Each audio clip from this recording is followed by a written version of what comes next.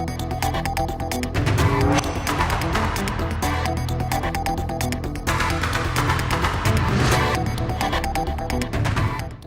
morning. I'm Susan Gerhard. Today is Monday, 3 October, and we're here at Green Spring Village, and I'm here this morning with Ty Wilson. Ty is our new Dining Services Director. This is his second time on Village in Motion, and we welcome you back. Thank you. Ty, when you were here last time, you told us that you had been in dining services for a little bit, and you told us that you had some experience working in the college arena. And following that, as I was around the campus, people came up to me and they said, "Did you see that new dining services director? He looks so young, and he'd been feeding some college kids, and what does he know about feeding people in our age group?" So when I talked to you a little bit a couple of days ago, we talked a little bit more about your experience. And you told me that you have been in the culinary world, in the food services world for 21 years. Yes. A little bit more experience than we knew about.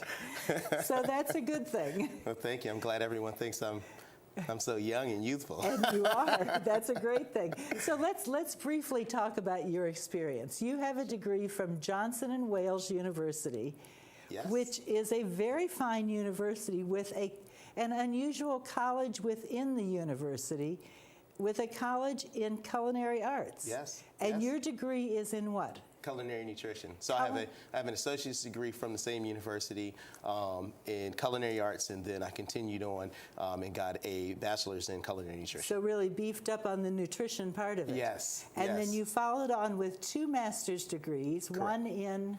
MBA in international business, and then a master's in project management with an emphasis in supply chain management. Supply chain management, so you know how to get the food in here. Correct, and looking at logistics, deliveries, procurement, all of those different pieces that help, kind of craft and mold the hospitality industry. That's excellent.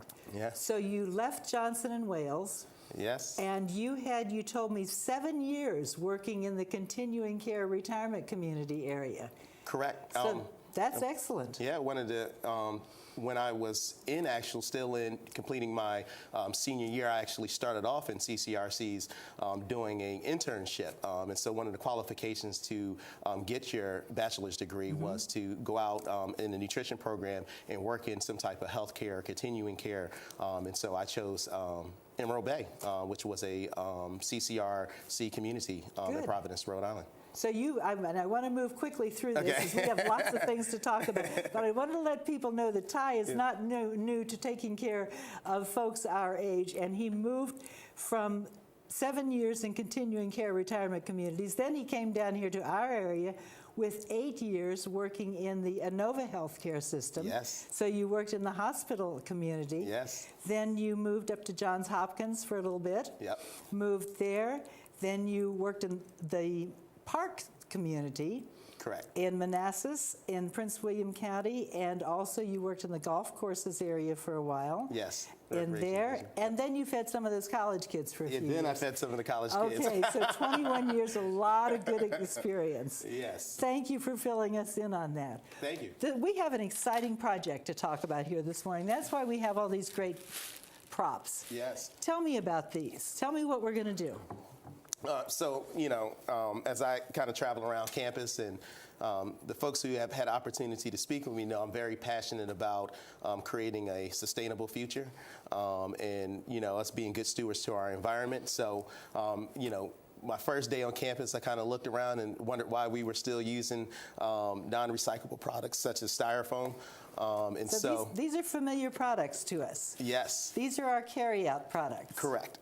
One of the first things I said was we got to put some kind of program together to get rid of these non-recyclable products that we use in our dining facilities and hopefully across campus. And so we're committing to review all of the things that are not sustainable practices that we have on campus, things that are not recyclable, and get them removed. And so these are some of the products that we actually use in our facilities. So I understand that this is recyclable. That is correct. So this appears to be plastic, and it is a plastic product. It's not compostable, but it is recyclable. Yes. So when we throw these away, if from our apartments, we should put them in the recycle bin, correct? Yes. And from there, they are recycled. Separated and recycled, Separated and recycled. All of these other things are not, is this recyclable, these little shells? Yes. I believe they are. Let me see.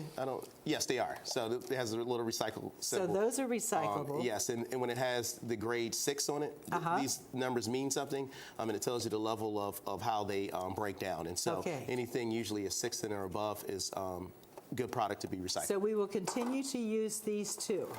I'm looking at some better options for this as well. Okay. Again, I'm looking at more compostable products that can be utilized, and so I foresee these going away as well. Okay. The clamshells going to, again, more products that could be used for compostable products, and so. So we're going to replace all of these. Correct. Even the bags. Even the bags. I met with the Environmental Service Committee last week, and we looked at some options as far as some usable bags that could be, added to our dining facilities that may be available. So we're just kind of looking at the all-over program and options, but I want to go to either a paper or reusable bag that we can use on campus. Tell me about the flatware. We are moving to a flatware that can be used to recyclable. I believe that the products are made out of sugarcane, so they will biodegradable break down a little better than the plasticware that we have now. Made out of sugarcane. Made out of sugarcane. Does that mean I can munch on them? I wish. I thought the same thing when I first learned about them as well, but they're made out of a sugarcane-based product, and they're just better for our environment, and they'll be in these nice little speed loader kind of apparatuses that you can that has all the signage and language about how they're created, and someone came up with this wonderful program, and so I thought it would be unique to bring it here. Will they be more expensive? Yes, they will be.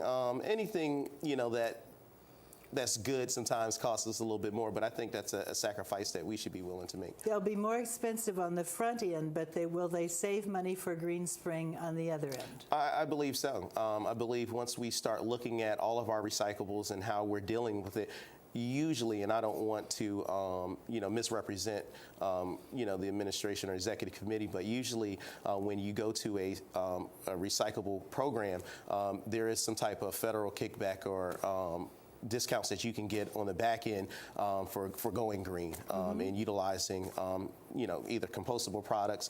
I'm looking at that. I'm going to work with General Services to see if we can set up some type of compostable system that we have and see how I can add into our already recycling product and systems that we already have in place. And so hopefully we'll see some return on our investment. So it's going to be important for us as residents as we move to these new products to be aware when we see a different product for our carryout products, to recognize that it's different and to, in our minds, say, oh, I need to put this in my recycle bin, yes, rather than just throwing it in the trash. Yes. Because once we throw it in the trash, then it's not going to help anyone. It's not. And I think everyone shares that same passion and vision to be better stewards of our environment, hopefully. And so when they see the new products, if you like them, definitely, give me a call and say, hey, I like these products. If you don't, we can look for other options that's better suitable for the, overall on campus. But, the reason why, and that was important for me, is that, we be good stewards of our environment and look for better ways to, that we have a sustainable future for my kids as young as I am. Right. And you're going to be letting us know about this. You're going to have kind of a campaign going. You were showing me that you have a logo that you're going to kind of introduce this with. Yes. I'm looking at some logo options just to kind of represent who we are in the dining service. And, I can't draw, but I've been drawing it out. And I wish I had it here today to kind of show the world, but hopefully I'll have it done within the upcoming weeks, and you'll start kind of seeing this branded logo that kind of shows who we are and our sustainability initiatives in the dining program, what we want to represent as a program and as a service, and so you'll see some changes starting hopefully November 1st on campus, where a lot of this stuff will get changed out, and hopefully it'll spread throughout the campus. So it may take a little bit of time to get it all turned over, but that's my commitment that I have to start November 1st to start changing some of these products and sourcing them and getting them changed over. We look forward to that. Sounds like a good way to start the month of November. Yes, I'm excited about it. I'm passionate. I've put together programs in the past, and so I think it'll be good for all of us. And so if anyone else has any great ideas of how to make us better for the future and more sustainable practices, don't hesitate to come to my office. Give me a call, and we can get it done. That's good. I think you have a couple of other events coming up that you want to tell us about. Yes, the dining service team wanted me to recognize a few events that we have coming up. The tea party that we have coming up. And I think we have a graphic to show about that. Go ahead and talk about it. Okay, the tea party, throughout campus as I've been here, so many people have come up to me and talked to me about the tea party that we've had on campus. And so the upcoming one is October 18th from 2:30 to 4 p.m. And so I just wanted to make sure, and the venue is the Mixing Bowl Bistro. And so I want to let everybody know that the tea party is coming back up October 18th for everyone's enjoyment.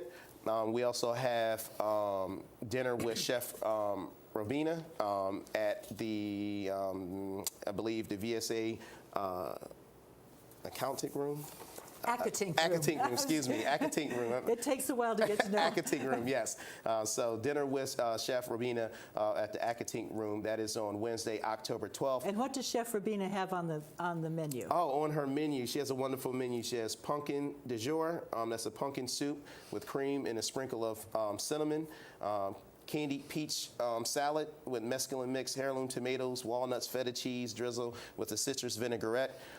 She has a pan-seared scallop with a macadamia peanut butter sauce, married with a pork tenderloin, topped with a wild mushroom ragu, served with roasted butternut squash, tri-colored peppers, and roasted asparagus. And for dessert, it's a caramel glazed flan, topped with a rich Bailey sauce. That sounds yummy. Sounds like a good fall menu. So if you'd like to join Chef Robina, do get signed up for that. And we have one other event coming up. One last thing. This year's chili cook-off will be November 17th from 11 to 2 p.m. And we're still working out some of the details, but we do know we're going to have a band here and some exciting things and try to make it like a fall fest. And I think the chili cook-off is an event that is, and I'm not really familiar with it myself. You and I both may be lost on this one. I think it's a competition among chefs. Yes, it is. So each chef, each kitchen will have their own team and representation of their team, and they'll cook 2 chili dishes, one being a meat-based, one being a vegetarian-based. And I think they pass out comment cards to everyone, and it's judged amongst the people who attend the function. And so I look forward to it as my first chili cook-off here at Green Spring. I'm excited to see what creativity the chefs have in their kitchens and what out-of-the-box ideas they can come up with. It always amazes me how many definitions there are of chili. Yes. A lot of people don't know traditional chili wasn't made with the traditional beans and stuff that you see. It was just basically meat, like a fine grind meat with sauce. And so we've gotten creative over the years as we've come up with a multitude of different chili recipes. And so again, I'm excited to see that creativity out of the box. Chili seems to be a very regional thing. Yes. Depending on where you're from, your definition of this is what chili is. And everyone stands behind it. You go yes. to Texas, you see something different. You go to California, yes. You see something different. And so, and especially in this area, you see something different as well. And the monies from the chili cook-off will go to the Benevolent Fund this I'm year. hoping, yes, that we can tie. I haven't confirmed it, but I'm hoping that we can make a donation to the Benevolent Care Fund. I'm big on philanthropy and donating, so That hopefully would be we can get that worked out and we can get some of that proceeds. Well, we're happy to have welcomed you here today. Thank you. I appreciate it. Good. We look forward to more news from dining services. And yes.